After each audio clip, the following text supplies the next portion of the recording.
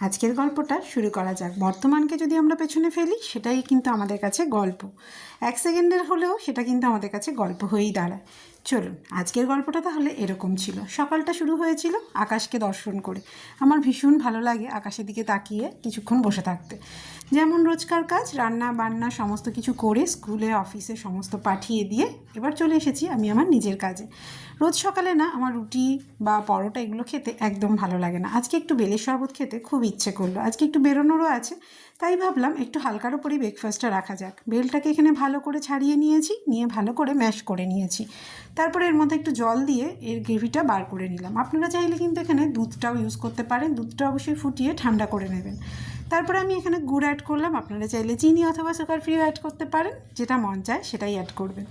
এখানে ভালো করে এটাকে গুলিয়ে নেব। তারপরে একটা গ্লাসে আমি 3 চামচ মতো টক দই নিয়েছি। পুরো শরবতটাকেই টক দই দিয়ে গোলানো যায়, কিন্তু আমার বাড়িতে রাত্রিবেলা এই শরবতটা খাবে বলে আমি ওই জন্য টক দইটা এখানে ইউজ করলাম না। আলাদাভাবে একটা গ্লাসে আমি টক দইটা নিয়ে ভালো করে ফেটিয়ে নিয়েছি। তারপরে এর মধ্যে শরবতটা ঢাললেই কিন্তু বেলের শরবত একদম রেডি।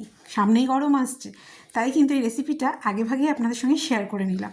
আর যখন প্রচণ্ড গরম পড়বে তখন এর মধ্যে একটু অ্যাড করবেন পুদিনা পাতা আর আইস কিউব, তাহলে কিন্তু একদম গরমে জমে যাবে। আর এই শরবতটা কিন্তু ভীষণ পেট ঠান্ডা করে, খুব হেলদিও বটে, আর বেশ খানিকক্ষণ পেটে থাকে।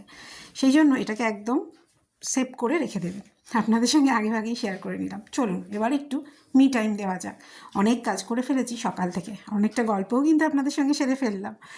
এই জানলার ধারে বসে না বেশ চা কফি খেতে বা যে কোনো কিছু খেতে অথবা বসে থাকতে আমার ভীষণ ভালো লাগে। আমি কাজের ফাঁকে ফাঁকে কিছুটা সময় বারান্দায় গিয়ে আকাশের দিকে তাকাই, অথবা জানলার ধারে বসে একটুখানি আকাশকে দেখে নিই নিজের মতন করে। সেটা একদম আলাদা অনুভূতি। কার কার এরকম করতে ভালো লাগে অবশ্যই কিন্তু কমেন্ট সেকশানে জানাবেন।